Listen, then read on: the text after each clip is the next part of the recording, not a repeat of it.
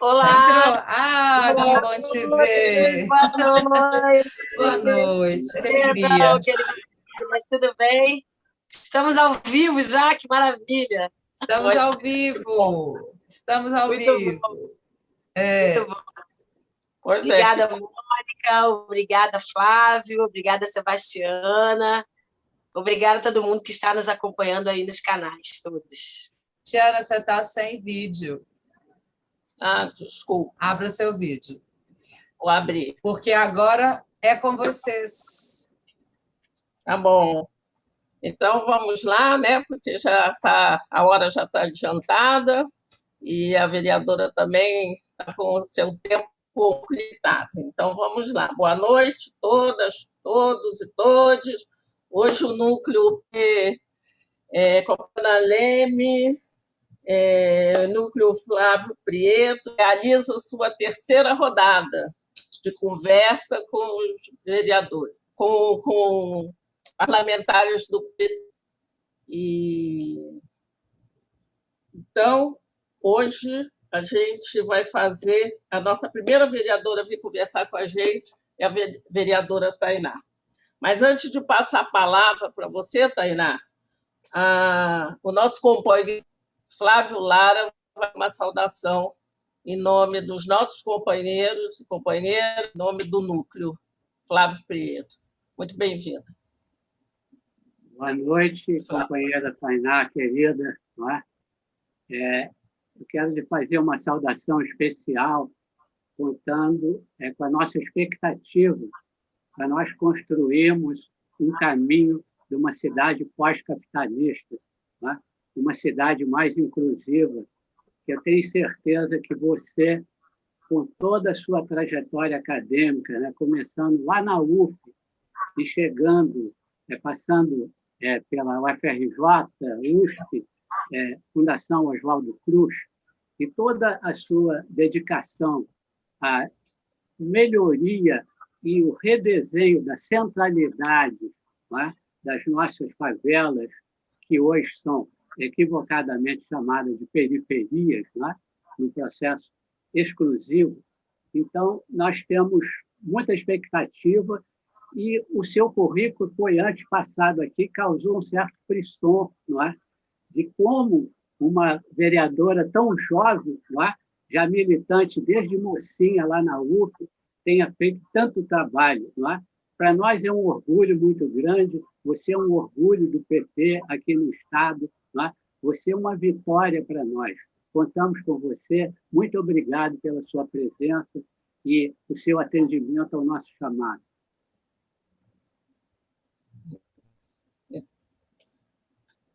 Querido, obrigada demais, Flávio.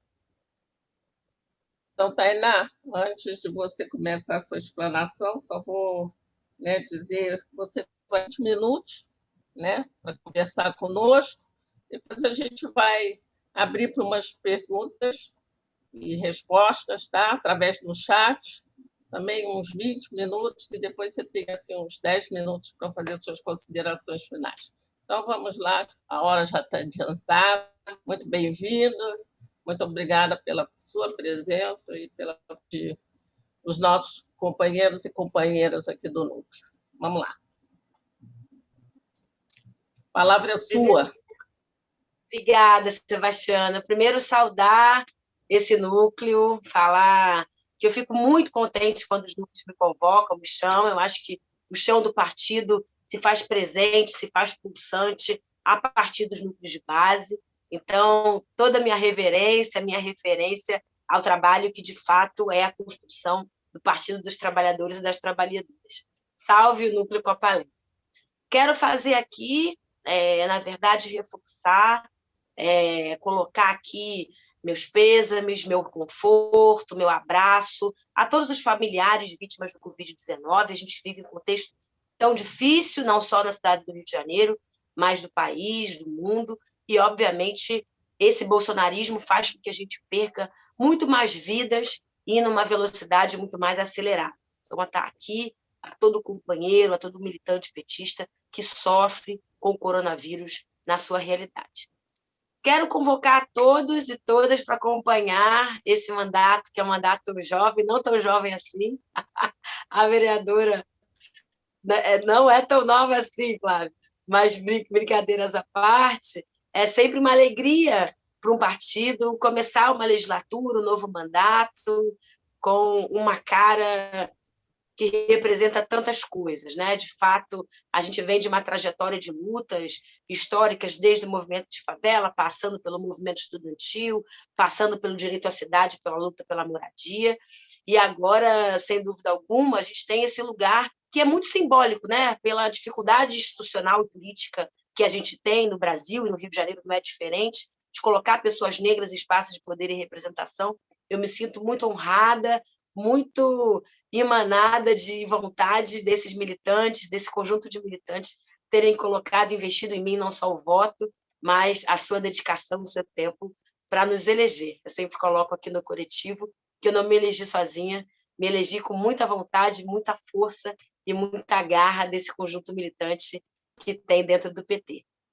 Bem, o desafio, gente, no Rio de Janeiro, nesse período do Covid-19, é gigante. Hoje a gente teve um aceno, e acho que é um fato político importante da gente avaliar, que vai servir de base para tudo isso que eu vou discutir aqui, que foi a defesa clara, né, da imagem do presidente Lula no STF. Foi a consolidação do nosso empenho, do desafio que estava dado no chão daqui da sociedade. Quero falar que todo camarada, todo militante que defendeu o Lula durante todo esse tempo estava certo, correto, alinhado na política e segurando o último resquício de defesa da democracia que a gente tinha para conseguir se reerguer e estabelecer um novo caminho a partir desse fato político que aconteceu hoje. Garantir e denunciar o Lula livre, o Lula inocente e o Lula com possibilidade de ser um presidente da República foi muito importante e necessário para a construção de qualquer projeto de sociedade, de civilidade e, obviamente, de cidade nesse país. Então, tudo muda. Não tem aquela coisa assim, o jogo virou? O jogo virou, na minha opinião, para melhor. A gente, para além de estar de cabeça erguida, depois de tanto massacre, depois de tanta violência, as nossas pautas, as nossas causas e a nossa estrela, a gente se coloca numa nova quadra da história, em outro pé de discussão, em outra correlação de força, em discussões profundas que se fazem urgentes aqui nesse país. Por outro lado, a nossa responsabilidade aumentou, meus queridos. Se antes estava dado que a gente ia para uma urna, que a gente ia para o processo eleitoral em 22, tentando marcar posição, tentando reforçar as nossas bandeiras de luta, a nossa bandeira máxima, que é, sim, a construção popular, as agendas sociais para o povo. Se tudo que a gente construiu de agenda social para o Brasil antes estava muito no campo da ideia, no campo da disputa política e no campo da disputa da sociedade, a reconstruir, na minha opinião, depois de hoje, nós somos o partido político que mais consistência tem para liderar um processo de reorganização social, democrática e política nesse país. Antes era um desejo, antes era uma vontade, um grito de luta e de guerra que a gente ecoava nos nossos atos, nas nossas dedicações de construção de base, dos nossos núcleos, mas agora, para mim, está clara a responsabilidade que o Partido dos Trabalhadores e das Trabalhadoras tem de liderar esse novo processo. E aí, cabe a mim um quadro, Flávio, que vem de dois chãos muito consolidados, né, que é muito caro para nós, do chão da favela, do chão da periferia e do chão da universidade, pensar quais são os movimentos aqui do Rio de Janeiro, do chão da nossa base, do chão da nossa luta, que precisam estar claros e que são inegociáveis na construção desse novo ciclo que se avizinha, não só no Rio, mas no país. E eu quero reforçar aqui, muito se fala no debate dos erros do PT, do meia-culpa do PT. Olha, depois de tanto tempo, né, depois de tantos anos, esse lugar de proposta política, de construção de sociedade, de construção de política pública de verdade, de agenda popular ainda é nossa. Não diminuindo os partidos de esquerda. Veja bem, eu até sou defensora da nossa frente ampla, e ampla mesmo, tá, gente? Tem que vir partido até que a gente não concorda muito nesse palanque de 22. Eu tenho muito acordo de que é necessária uma concertação, mas essa responsabilidade nossa está dada. E, na minha opinião, o Covid-19 acelerou esse processo. Os pobres desse país, que voltaram para a fome, para a miséria, os meus queridos vizinhos da Praça Seca, as pessoas estão querendo respostas claras. E não há partido político hoje, não há setor da sociedade organizado, enraizado no povo, capaz de fazer uma escuta tão potente e uma escrita de projeto tão qualificada como a nossa. E eu quero forçar isso para a gente entender o nosso tamanho e a nossa envergadura para fazer isso.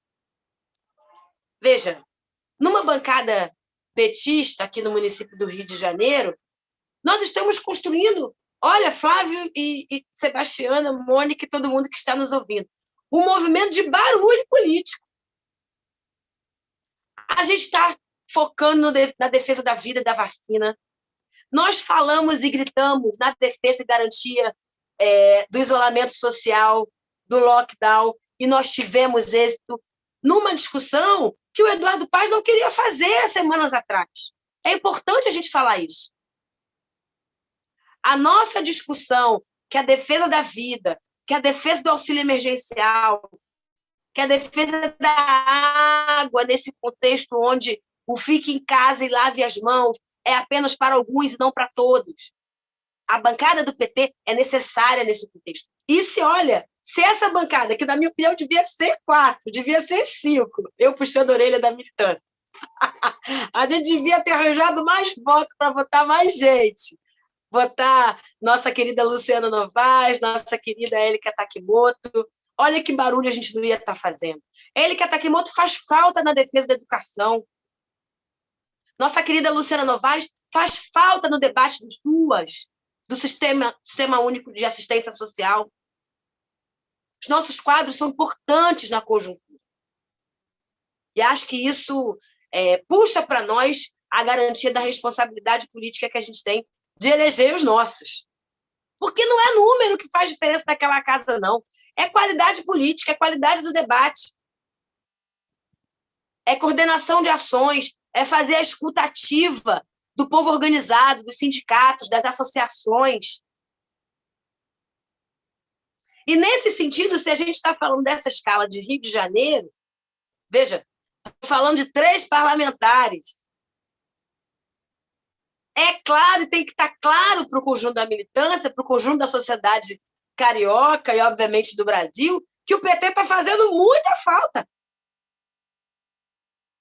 Olha, nesse dia, na discussão que se fez sobre a suspeição de Moro, eu acho que é um lugar de comemoração, mas é um lugar da gente acirrar os debates sobre 22, convocar o conjunto de militância para fazer agenda de todos os setores sociais. Qual é a nossa proposta aqui no Rio de Janeiro para a cultura? Qual é a nossa proposta para a cidade, para a favela, para a periferia? O que a gente deixou de fazer? Não ter medo de falar o que a gente deixou de fazer, porque, olha, quem fez o que a gente fez faz mais, corrige, vai atrás. Esse panelaço que eu estou ouvindo aqui, de perto de casa, é um eco, meus caros e minhas caras, do que a gente quer mudar, do que a gente não tolera mais, de que o fora Bolsonaro não é mais só o grito de fora Bolsonaro, é o grito de que eu quero outra democracia em outro país, em outra sociedade. E aí, eu quero muito focar, eu venho falando isso ao longo dos debates públicos que a gente faz, nos debates de análise de conjuntura dentro do partido, que, olha, a gente tem que pensar o 2018 agora como não a partir da vitória do Bolsonaro, mas o que a gente deixou de fazer para perder. O que foram aqueles 10 milhões de votos de diferença? Eu quero focar nos 10 milhões, porque a gente só precisa de 11 milhões. Por quê? Os 47 milhões que votaram em nós vão continuar votando e estão desesperados porque a gente estuda lá. A gente fica muito preocupado, porque o Bolsonaro não desidrata, porque o Bolsonaro fala para a igreja, a gente não fala. Olha, a gente tem que entender qual é o setor e quais são os setores estrategicamente que a gente vai focar os olhos.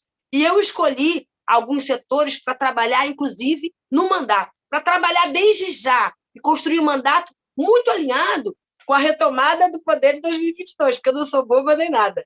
Favelada não veio a passeio nessa vida.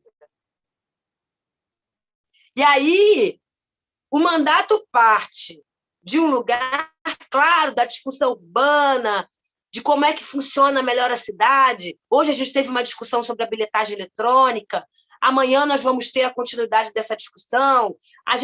Hoje eu tive uma reunião sobre comunidade e cidade, venho fazendo várias vistorias, várias visitas em várias favelas do Rio de Janeiro, porque eu entendo que a gente tem que falar mais de favela, mais de periferia e mais para a população pobre. Aquela população que ficou em casa e se absteve de votar em 2018 porque estava cansada do PT. Porque o PT não estava dialogando com ela diariamente. Porque, olha, eu vou falar do meu chão aqui, do meu lugar, de que não tem comigo essa conversa de que eu preciso voltar para a base, porque a base está colada aqui na minha pele. Todo mundo sabe que eu sou uma pretinha favelada aqui da cidade do Rio de Janeiro. Mas o conjunto partidário precisa entender onde essa base está. E essa disputa na favela, de pautar política pública, de fazer as lutas sociais que as favelas estão reivindicando, a gente precisa fazer com força. O Copa Leme está dialogando com as favelas da Zona Sul? Precisa. Precisa estar antenado. A gente precisa construir agendas casadas, conjuntas, alinhadas. Um outro setor que eu estou contribuindo muito e fazendo muito movimento para a gente articular, não é segredo para ninguém. A Tainá é uma favelada feminista. As mulheres vêm fazendo um barulho nesse país. Quem nega perdeu o bonde da história. Olha, a gente foi na rua para denunciar o golpe em Dilma, a gente foi para a rua para denunciar o Cunha, a gente foi para a rua para dizer o ele não. Os primeiros adesivos e as primeiras palavras de ordem que diziam fora Bolsonaro e Mourão, desde o primeiro dia de governo, foi do movimento organizado de mulheres. Aí o povo todo vai ter que entender que foi isso mesmo. Os sindicalistas que me perdoem, as associações de moradores que me perdoem, mas quem está na vanguarda, quem está à frente dessa história é a mulherada. Então, a gente tem que escutar a mulherada, organizar a mulherada, trazer mais mulherada para a luta. E isso se faz em todas as nossas linhas de atuação. Se faz no sindicato, se faz na associação, se faz nas entidades profissionais, se faz em todo lugar, porque tem mulher em todo canto. E nós somos a maioria da população. Tem que disputar a mulherada na política e no voto.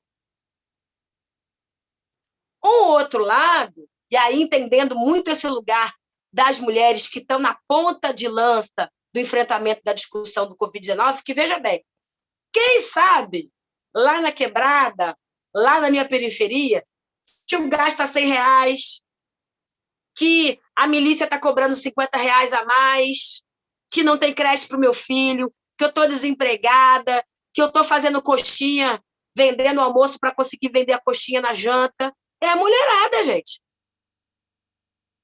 As obreiras de igreja são trabalhadoras informais. Então, não tem essa de não tem mais diálogo, não tem mais diálogo, os neopentecostais encerraram o diálogo. Os evangélicos também comem, os evangélicos trabalham. Então, coloco aqui uma responsabilidade para os núcleos entenderem e nos ajudarem a desenvolver os caminhos e as tecnologias de conversa com esses setores que a gente não está dialogando. Numa última grande chave aqui do mandato que a gente estabeleceu como prioridade é a população negra. E este mês, março é um mês de muita coisa, né? Tem o 14M, 14 de março, por conta da execução de Marielle Franco, tem as Jornadas da Luta das Mulheres, por conta do março Internacional das Mulheres, e tem os 21 dias de combate ao racismo. E aí eu quero botar essa chave do racismo, porque um dos grandes erros deste partido foi desentender e não entender a potência dos próprios parceiros e companheiros de luta negros que ajudaram a construir e formular esse partido. Os negros que estão aí precisam ser disputados na unha. Porque, olha, eu sou uma preta universitária, acadêmica, parará com duro, mas o PT me ganhou.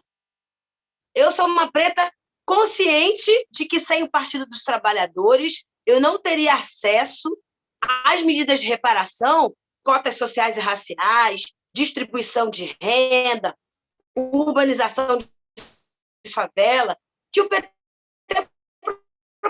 proporcionou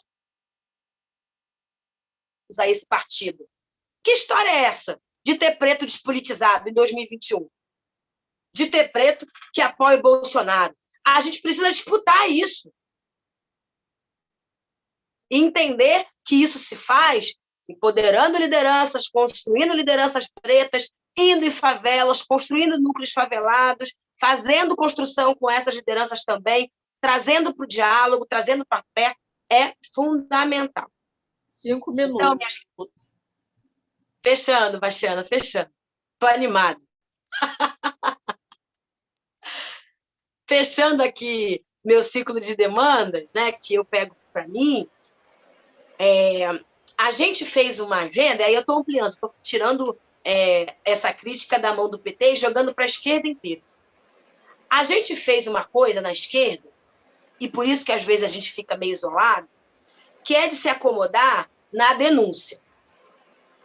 Olha, agenda de denúncia e resistência, a gente é muito bom. E a duras penas, o PT consolidou um lugar de ser uma esquerda propositiva, que entende as contradições do Estado burguês, mas topa fazer a disputa dentro dele. Então tem que aprovar, sim, PL, tem que pautar a política pública que muda a vida das pessoas, e tem que, nessa conjuntura de país, construir uma agenda de vida. Não dá para a gente achar que os partidos dos banqueiros, os partidos do Lata Velha, do Luciano Huck da vida, os partidos do bem-estar social a partir dos grandes bancos e do capital rentista, vai fazer a distribuição de vida e dignidade que a gente quer. Então, meus queridos e minhas queridas, a responsabilidade está dada. Afirmo para vocês que o bolsonarismo está em ruína. E a gente tem que ser muito, vamos dizer assim, ser eternos ouvintes do nosso companheiro Lula.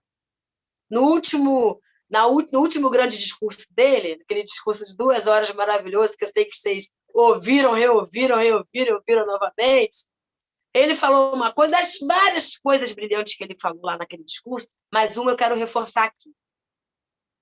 A militância do PT tem que se incomodar. Tem que se incomodar porque tem responsabilidade. E é essa responsabilidade que eu conclamo aqui para a gente se organizar, fazer a luta e provar na urna, na luta e na disputa política que a gente tem solução para esse Brasil. Queremos vacina, mais vida, mais cidadania e Lula 2022 já.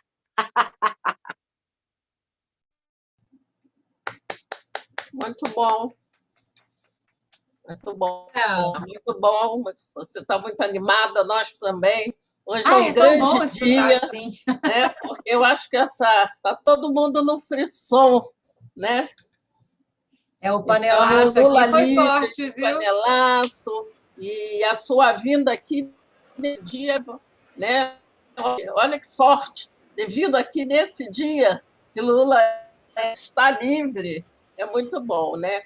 Então, vamos lá para as perguntas. Nós já temos algumas perguntas, não é, Mônica? Então, eu vou fazer aqui a primeira pergunta. Vou tentar fazer 3 perguntas, tá? E você vê como é que você quer responder. A primeira pergunta é da nossa companheira Eliana Vinhais. Como avalia a adesão das comunidades e territórios ao PT?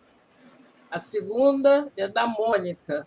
Tainá, qual a sua expectativa do governo Eduardo Paes quanto às pautas sociais?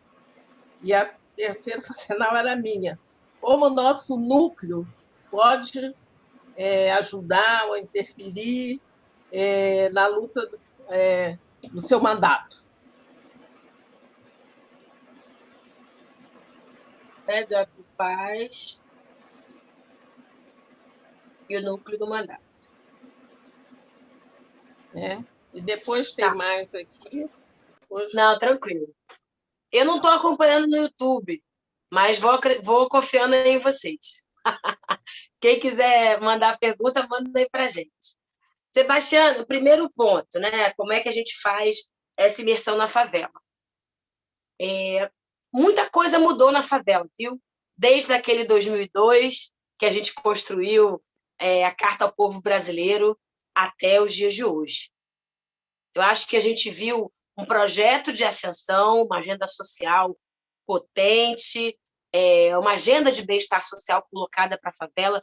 Pela primeira vez foi colocado de forma interligada e casada no Brasil, e aí eu vou falar de políticas que vão desde os assentamentos precários, longínquos do interior do Brasil profundo, com luz para todos, as hortas familiares, a produção orgânica familiar no campo, passando por uma perspectiva de urbanização de favelas, de garantia de moradia habitacional.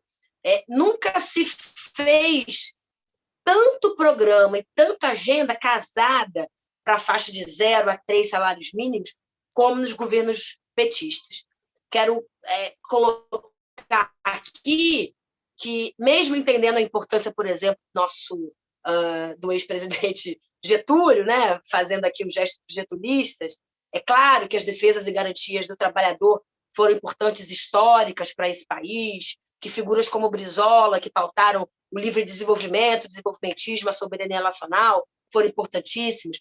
Não quero dizer que a gente fez uma agenda muito diferente, até do período militar e do período liberal de FHC, no que se referia ao desenvolvimentismo brasileiro, grandes investimentos em grandes obras. A gente não reinventou grandes rodas na máquina do desenvolvimentismo brasileiro, que eu acho, inclusive, e é o que eu disputo nacionalmente no PT, que a gente reinvente. Eu acho que a gente tem que falar mais de agroeconomia, a gente tem que falar mais da pauta ambiental, a gente tem que falar mais de um recorte que seja afro-latino-americano, como é que a gente faz uma dedicação para as favelas, como é que a gente fala de periferia. A gente falou pouco e mal nesse contexto dos 15 anos que a gente estava à frente do país. Mas, olha, eu tenho tranquilidade em dizer que não tem nenhum partido que tenha o acúmulo que o PT tem na condução de todas essas pautas que eu pontuei.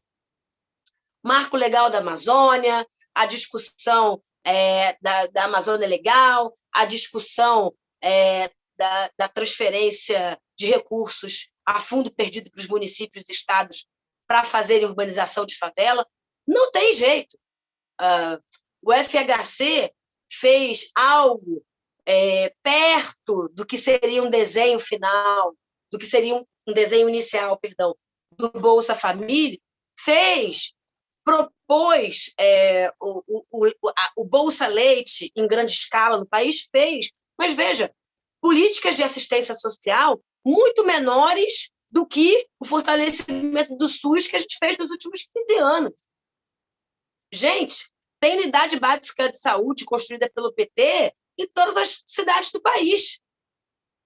Esse na verdade, um acúmulo de política pública com agenda social, com recorte para os pobres, que a gente entende que é de fato de massa, que é de fato para a garantia social de todas e todos. Então, começo a fala daqui dizendo que a nossa contribuição hoje é muito entender os movimentos de sobrevivência e de construção de política de agenda de favela hoje. Eu acho que a gente precisa entender melhor o mercado interno comercial de favela, a gente precisa fazer debate com as associações de moradores, associações comerciais, tem associação de comerciantes favelados, gente, dentro da favela. Os favelados querem ter banco. A Maré tem banco próprio. O Banco Maré tem uma agenda petista de governar. Faz financiamento de casa com 7%, os mesmos 7% que o Lula fazia. Veja, eu comprei a minha casa com o financiamento da Caixa Econômica para a classe média a 7%. Não tem mais governo que faça isso nesse país para além do PT. Então, eu acho que a agenda da favela hoje está muito casada com o sonho de sociedade que a gente quer. Então, eu faço votos aqui que a gente consiga ter mais reuniões, fazer mais articulações com esses núcleos de base de favela e entender quais são as pautas inegociáveis hoje para a gente disputar a sociedade em pé de igualdade. No segundo ponto, Eduardo Paes. Dá vontade até de cair a live. Gente, é uma dignidade essa história do Eduardo, porque a gente fez aquele voto crítico que, olha, amarga a alma ter que dar conta do Eduardo Paes durante 4 anos, entendendo que é um sujeito que, obviamente, é governista, não é estadista, não é um sujeito alinhado à esquerda, minimamente progressista, é um sujeito muito da opinião que está em vigor. Se o Lula é presidente, ele é o sujeito que adora churrasco e vai para Maricá. Se o Lula não é presidente, é o sujeito que surfa e flerta com o bolsonarismo mais do que a gente gostaria. Essa condução ontem dele, em relação ao feriado, né, é um movimento acertadíssimo, mas muito tardio. Tardio do ponto de vista da obviedade dos dados que a gente já tinha, tardio do ponto de vista da obrigação, né, de um prefeito de uma das maiores cidades do país estar na ponta da discussão e do enfrentamento do Covid. A tarefa 001 do Eduardo Paes, assim que se elegeu, era fazer gabinetes de crise, fazer ações interligadas, pensar em consórcios de compra de vacina, de teste em massa. O Rio de Janeiro não fez teste em massa até hoje, gente. Então, existe uma negligência, uma leniência com o negacionismo que me aborrece. Por mais que não seja forçado no discurso, a gente vê na prática um movimento que evidentemente não é um movimento que Fabiano Horta faz, que gestões minimamente alinhadas com a vida das pessoas o fez, né? E aí, saudando aqui não só nosso querido Fabiano Horta, saudando o prefeito de Araraquara, também petista, como é que grandes líderes se comportam nesses momentos de crise. Eu acho que é uma boa régua para a gente ter. E a nossa convivência com o Eduardo Paes vai ser da disputa, da eterna concertação, do eterno diálogo, do eterno debate, da discussão, da batida quando tem que bater, da construção de emendas às mensagens que traz. Aí eu quero dividir com vocês. A emenda que provocou o debate de Covid-19 na Câmara de Vereadores, um projeto de lei a partir da Câmara de Vereadores, foi uma proposição da bancada do PT, possibilitando a compra de vacinas direta e a construção de consórcio. Nós protocolamos um projeto de lei que garante a vacinação dos profissionais da educação, com prioridade no plano municipal de imunização. As mensagens do prefeito quais foram? Bilhetagem eletrônica, arroxo salarial, de contribuição salarial do servidor público, arroxo na tributação fiscal, no regime de tributação fiscal da cidade, e armamento da guarda. Existe um descolamento absurdo com a política de vida, de garantia de sobrevivência, de garantia literal mesmo, de sobrevivência da nossa população aqui na cidade. Então, assim, gente precisa ficar muito atento. Eduardo é um sujeito de muito bom trato, de boas palavras, mas de prazo e melhor para botar nosso candidato, a nossa candidata, no segundo turno daqui a 4 anos. E aí tinha mais uma pergunta: como é que o núcleo se organiza melhor aí, junto com as ações da vereadora? Olha, quero dizer aqui que já convido o núcleo a participar do nosso conselho político. A ideia é que tenha um representante de cada núcleo do PT aqui da capital e no estado, na construção desse conselho, que se reúne, Deus é mais, anualmente, que se reúne mensalmente para discutir as pautas do mandato, quais são as pautas prioritárias. E assim que essa pandemia passar, a gente tem uma ação chamada Bairro a Bairro, que a gente faz vistoria nos bairros, nas localidades, nas favelas, em equipamentos públicos, para construir reivindicação política pública, e coloco aqui o mandato à disposição do núcleo para atender as demandas aí de organização do povo. Muito bom. Então, vamos para o próximo bloco.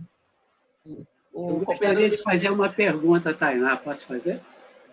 Espera aí, deixa eu fazer aqui dos que entraram. Então, depois você faz a sua.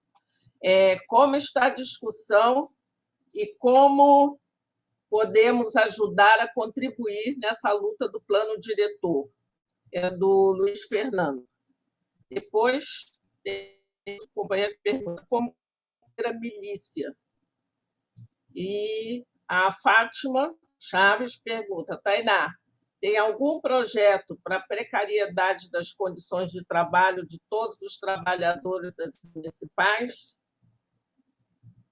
Não entendi a pergunta, falhou um pouquinho para mim, Sebastiana, você pode repetir? Desculpe.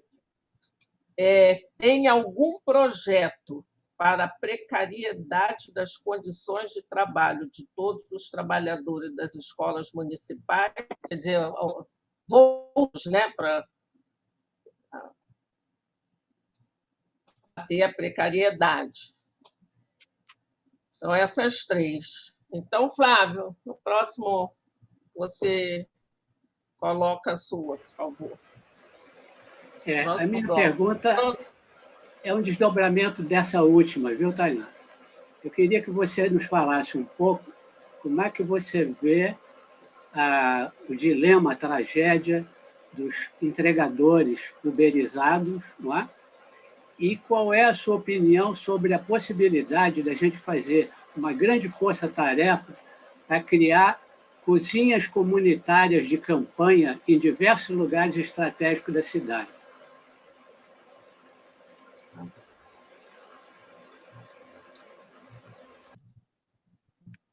Tainá, tem uma pergunta aqui, mas eu acho que você já respondeu.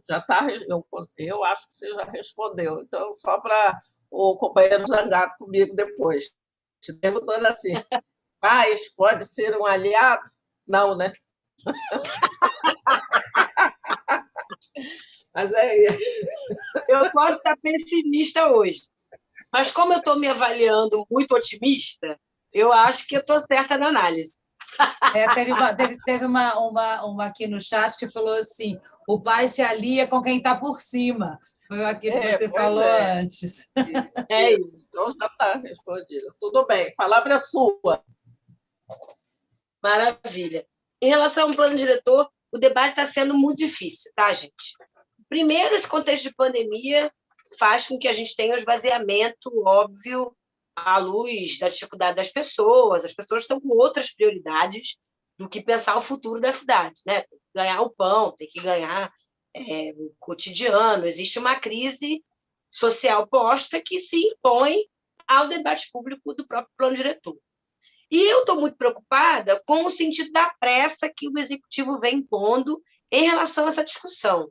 Eu acho que, nesse momento de crise, a prioridade de um Executivo como o município do Rio de Janeiro deveria ser controle das mortes, garantia da mitigação dos danos todos causados pela pandemia, da onde a gente tira recurso para garantir fundo de amparo ao trabalhador, fundo de amparo ao precarizado, aos empregos, enfim. Eu acho que outros movimentos deviam estar sendo feitos e não estão. Me incomoda discutir o plano diretor, e olha que eu sou, vou dizer assim, sou da praia, né? Adoraria estar tocando esse tema aí, debatendo com a cidade, fazendo mobilização, mas não sinto que há conjuntura para uma discussão de fôlego como nós precisamos aqui. O plano diretor do Rio está muito defasado, a gente tem uma das legislações urbanísticas mais confusas, o Crivella fez uma baderna na condução do planejamento da cidade, a gente tem lei do puxadinho, a gente tem liberdade de ocupação de áreas de preservação ambiental, tem muita coisa ruim para derrubar ainda de herança do Marcelo Crivella, mas o ponto central é o que é prioridade para essa gestão. Na minha opinião, a construção do plano diretor é muito importante, mas ela não se faz urgente. Então, acho que um bom debate é até a metodologia que a gente tem de participação e de construção de diálogo com a sociedade civil. Hoje a gente tem vários grupos de trabalho que não se dialogam, que não têm transparência absoluta de como dialogam, se estão dialogando de verdade. Tem uma série de vazios aí para a gente tocar sobre a condução, a boa condução do plano. Em relação à precariedade do trabalhador, né, se não me falha a memória essa pergunta, eu acredito, em relação aos terceirizados. Ontem, o mandato acompanhou uma reunião com os precarizados da rede municipal de educação, são quase 3 mil funcionários, entre copeiros, porteiros, merendeiras, seguranças, enfim, com uma fragilidade de relação empregatícia muito grande colocada, e eu acho que o desafio que a gente tem é como é que a gente se alinha nessa luta. Quero já fazer um convite ao núcleo para participar das próximas reuniões com os terceirizados, e a primeira discussão que se faz não dá para despedir ninguém nesse contexto de crise de pandemia. Acho que é a primeira grande pauta e urgente. E olha, gente, a precarização, a organização do trabalhador precarizado, e se a gente volta em 2022, olha, eu sou a primeira a fazer uma frente de cobrança na revogação de todas essas reformas realizadas aqui no Brasil nos últimos anos. Reforma trabalhista e reforma da Previdência. É uma indignidade que aconteceu com o trabalhador nesse país, e digo, ela é sequer interessante para o empresariado, porque ela precariza o trabalhador, fragiliza o tamanho da população que está precarizada, fragilizada no trabalho intermitente, que adoece mentalmente, que se distancia do posto de trabalho, é gigantesca. Eu nunca vi o empresariado ser tão maluco, tacanha, como o empresariado brasileiro, que quer que o seu próprio trabalhador morra de fome. O trabalhador também consome, o trabalhador é importante também para a economia, é uma dinâmica autofágica, na minha opinião, e que na verdade, um pano de fundo de um processo de recolonização do Brasil. Não querem trabalhador, não querem prestador de serviço, querem novos escravos. Acho que é uma dimensão importante que a gente tem que entender. E nesse lugar, né, de disputa com o Eduardo Paes, nessa gestão que prioriza outras coisas, a gente tem que ficar muito atento à garantia dos direitos aí desses trabalhadores precarizados, principalmente na área da educação. Como último, eu acho que não tão distante desse diálogo dos precarizados, vem o debate do Uber. A gente foi pego de surpresa sobre a mensagem do executivo decretando a regulamentação do Uber na cidade do Rio de Janeiro. Sem conversa, sem diálogo, sem audiências públicas, de uma forma muito unilateral, não discutindo direitos, não discutindo infraestrutura aos trabalhadores de Uber. Veja bem, negação de direito a empresa já faz. O Eduardo pode ficar tranquilo que a Uber, o iFood, a 99 já estão fazendo miséria na vida do trabalhador. Então, acho que o mandato, claro, está à disposição para discutir, mas a mudança da forma de contratação e da forma de empregabilidade neste mundo do século XXI precisa ser pauta do Partido dos Trabalhadores. vejo movimentos de cidades liberais do mundo fazendo uma agenda de cartela de direitos sociais dentro do capitalismo. O Covid abriu uma janela aí da gente discutir que, opa, o capitalismo está pelado, está na hora de botar uma roupa aí de agenda social nele. Está na hora da gente fazer essa disputa. A agenda anticapitalista nunca foi tão possível de ser estabelecida e categorias precarizadas, as mais fragilizadas, são pontos e pautas importantes da gente considerar, inclusive para o debate de 2022. Ou a gente não vai falar para os motoristas de aplicativo 2022? Vamos fingir que não existe mais de 250 mil motoristas de Uber aqui no estado do Rio de Janeiro? Não dá. Então, a gente precisa alinhar e afinar muito bem quais são as pautas e quais são os setores, né, que a gente dialoga. Eu entendo muito que a Uber precisa ser responsabilizada, mas que o fundo e o recurso advindos da taxação do Uber seja destinado para o trabalhador e não apenas para os cofres do município, para outros fins, que não a garantia de direitos desses motoristas, desses trabalhadores. Além, claro, das melhorias urbanas, né? Obviamente, recapeamento das ruas, melhoria da cidade e tudo mais. Como último ponto, eu não estou entendendo nem minha letra. Depois do Uber veio o quê, gente? Escrevi correndo. Aí, deixa eu ver aqui. Eu acho que nesse bloco foi isso mesmo, porque quem terminou foi o Flávio. Ele falou exatamente da precarização do trabalho. Eu também fiz uma pergunta, viu, Tainá, sobre a questão da fome, né? Como é que nós vamos tratar isso? Que são as cantinas comunitárias, né? De campanha. Isso. Se a gente faz hospital de campanha, por que não pode montar cantinas em pontos estratégicos da Zona Oeste, da Zona Norte, né?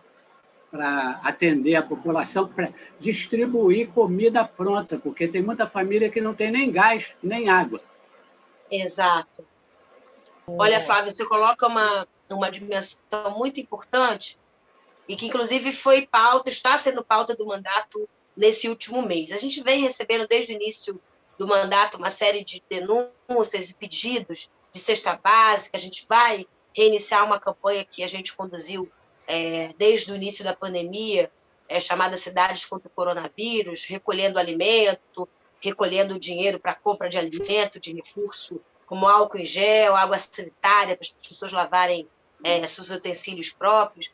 Mas a volta da fome, com a queda do auxílio emergencial, foi e é um cenário concreto da realidade das cidades brasileiras e da cidade do Rio de Janeiro.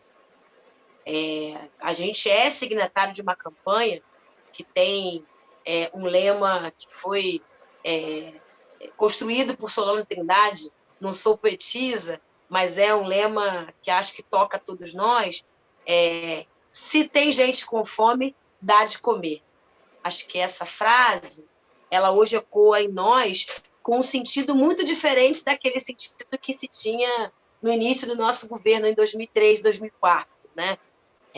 É muito triste ver a reconstrução da agenda de fome e da miséria que a gente tem no Brasil. A gente está voltando a dados e a índices de fome e de crise social dos anos 90.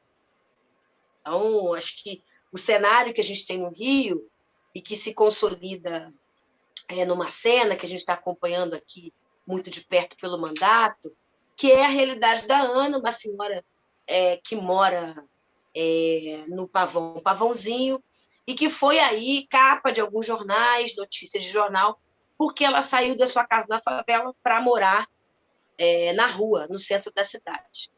Lá no centro da cidade, ela resolveu, das quentinhas que recebia, fazer comida para os outros moradores de rua. Ela virou, vamos dizer assim, uma cozinheira comunitária em situação de rua, dividindo quentinhas para todos os moradores que dividiam o espaço com ela. Para além de ser uma história muito simbólica, muito significativa, que o nosso povo é um povo de fé e um povo muito acolhedor, independente da situação que esteja, é obviamente uma situação traumática e dramática que a gente tem que denunciar. Uma mãe de 3 filhos ser obrigada a sair de casa porque não tinha gás dentro de casa e foi obrigada a morar na rua porque a rua criou uma janela de oportunidade para ela ganhar comida, propriamente dita, é o retrato do Brasil e o retrato de uma das maiores capitais do mundo, que é o Rio de Janeiro. Isso não aconteceu, gente, em Varginha, isso não aconteceu numa cidade interior com IDH em condições subhumanas ou similares ao que acontece em países subdesenvolvidos. Isso aconteceu no Brasil, um país que já foi a 7ª economia do mundo. Então, veja, essa distribuição de renda, para além do auxílio emergencial, é um debate que o PT, voltando ao poder e faço votos para todos os orixás que volte, precisa reforçar. A gente foi pouco com o Bolsa Família, e fez mesmo. Não chegou nem a 1,5% do orçamento geral da União. É pouco. A gente tem que pegar recursos dos bancos, a gente tem que taxar grandes fortunas. Acabou o amor com a elite do Brasil.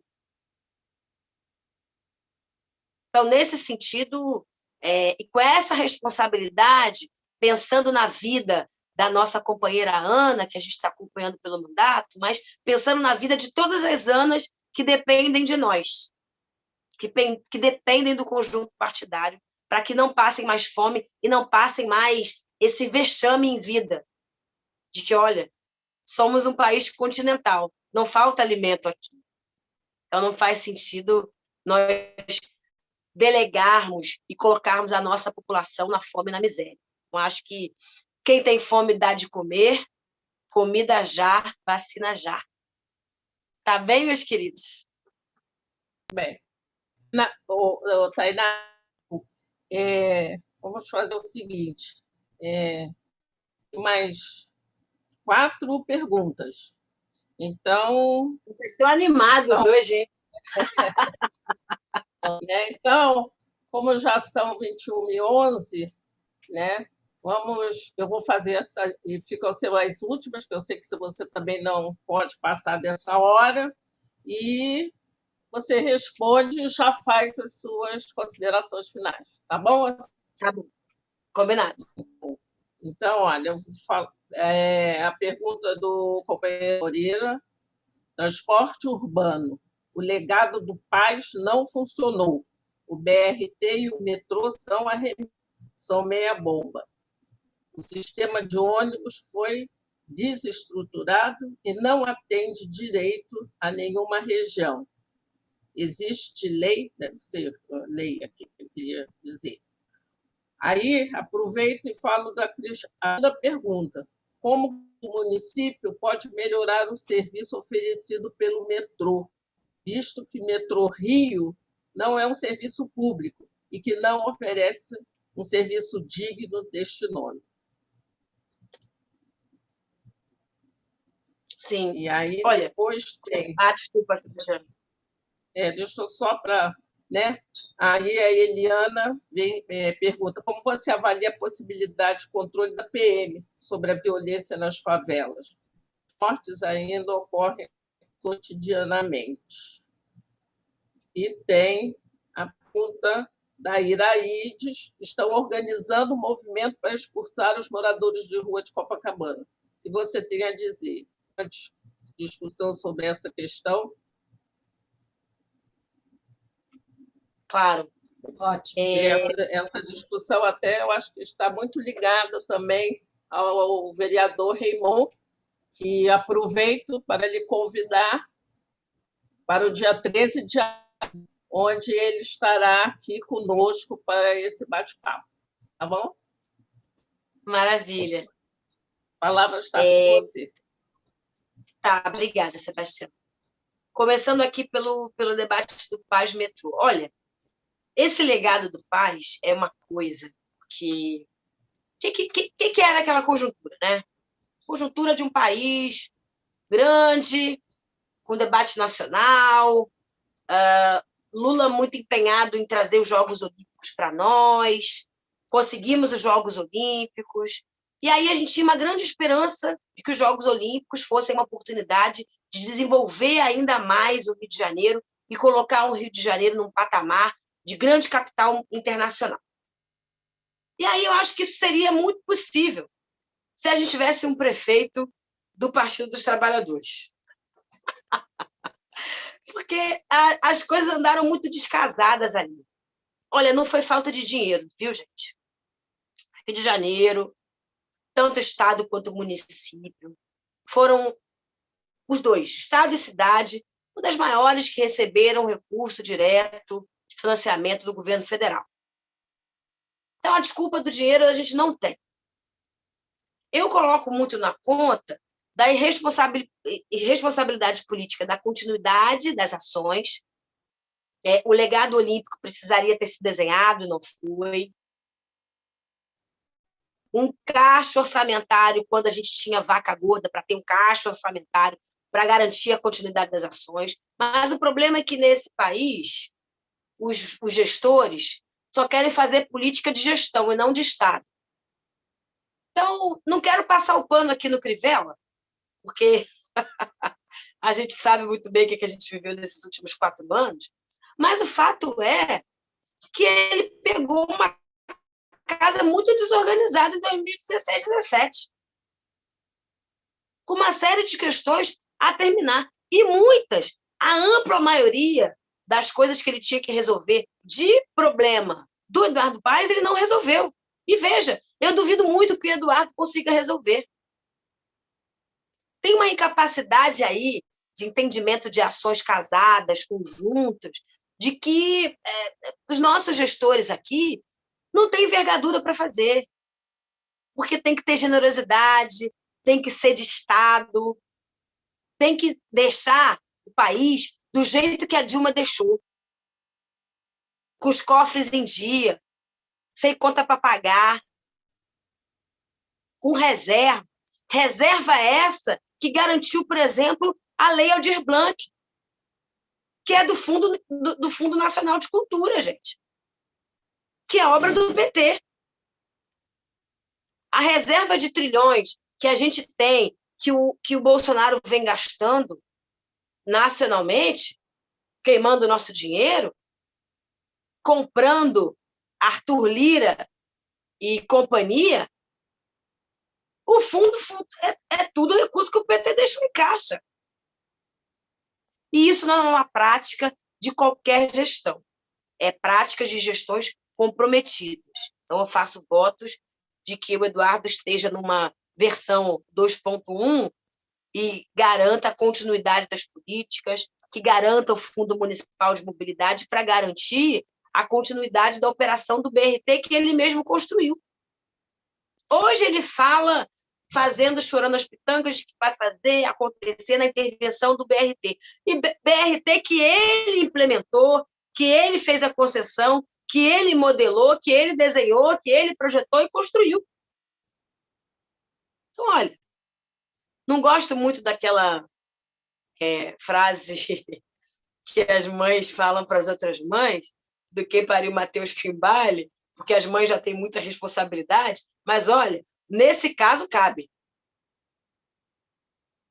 É importante a gente falar que o Paes tem muita e direta responsabilidade na condução do BRT. Em relação ao metrô, veja, o buraco é mais embaixo ainda, porque aí a gente insere o governo do Estado, que é um governo natimorto, né, gente? Vamos combinar.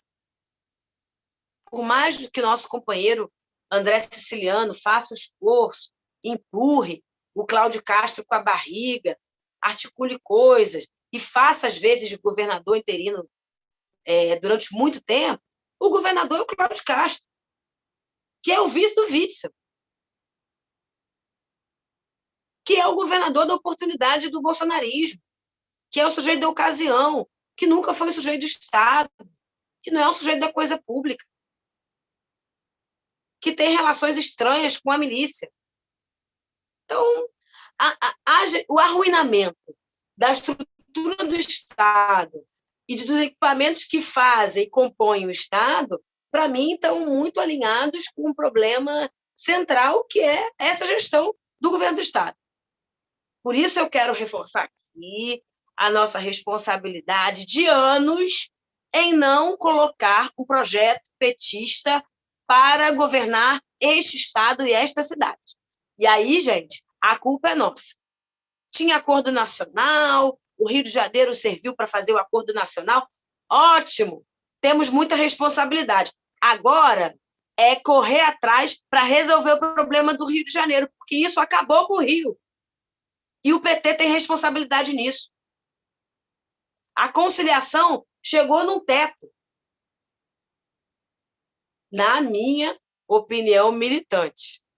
Posso perder no debate político, mas quero colocar aqui, de antemão, o que eu penso aí da disputa de 2022. Vamos conciliar? Vamos abrir mão? A gente até anteontem estava tentando abrir mão para construir e consolidar o nome do companheiro Marcelo Freixo. Ótimo. Demos errado? Foi acertado colocar a Benedita? Foi. Mas, olha, agora a gente tem tempo para construir um projeto nosso. A gente tem tempo para construir uma agenda petista aqui do Estado. É a hora. Ou vamos deixar passar, mais uma vez, por negligência e por concertação, a oportunidade de fincar uma bandeira petista qualificada aqui no Estado. Eu acho que isso resolve muita coisa, não resolve tudo, mas é um gesto importante para a sociedade aqui do Rio de Janeiro. Para fechar, 2 pontos sensíveis que eu acho que andam muito juntos, né? A militarização da vida que a gente vive, a criminalização da população em situação de rua, a gente viu muito isso, vê muito isso na Câmara de Vereadores, o projeto de lei, que ainda não foi para a Câmara, mas foi enviada na mensagem do prefeito, acenando para o armamento da guarda, e, obviamente, o descumprimento de todas as regras constitucionais da Polícia Militar do Estado do Rio de Janeiro, que não cumpre a DPF 635, que negligencia a vida cotidiana nas favelas, que invade as favelas. Eu quero falar a palavra invadir. Usam a palavra invasão para muita coisa, mas eu quero falar que a PM invade a casa das pessoas, invade os territórios de favela, negligenciando um direito que, inclusive, está garantido pelo Supremo Tribunal Federal durante a pandemia, que é não permitir essa violência, que é não permitir aglomeração, justamente nesse momento que essa população mais precisa. Quero fechar aqui, meus queridos, minhas queridas, dizendo que a gente está alinhado para a luta. Não sou vereadora, estou vereadora, sou militante, gosto até mais de ser militante de base. Eu gosto mais de botar fogo e lenha, botar o povo para trabalhar, e estejam certos de que permaneço alinhada com vocês nas fileiras da luta de base, da luta da vida real, da militância real, que é a que muda de fato e transforma a vida das pessoas. Vamos que vamos, embora, para cima deles, fora Bolsonaro, Lula 2022. Muito obrigada, Tainá. Foi maravilhoso esse nosso bate-papo, né? Espero que você volte brevemente para conversar conosco, porque já vimos que você tem muito, né, a dizer, a fazer, né? E estamos aí, vamos à luta, né? Lula livre.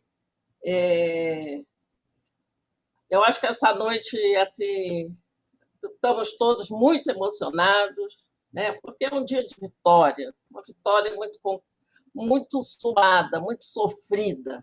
E quero lhe agradecer, né? Não só pela simpatia, né? por pedido com muito carinho o nosso convite. A gente sabe que você está com a filhota e que chega essa hora é duro, né? Mas vamos à luta, e muito, muito obrigada. O núcleo Copacabana Leme Flávio Prieto agradece muito, muito a sua generosidade de estar aqui compartilhando conosco a luta, e conte com a gente, né? E esse espaço é seu também, né? Não é um espaço de um vereador, mas é um espaço dos parlamentares do PT. Então, mais uma vez, muito obrigado e uma boa noite para você. E boa noite, companheiros, companheiras, companheiros. Mônica, você quer dar uma palavrinha? Eu te dou a palavra.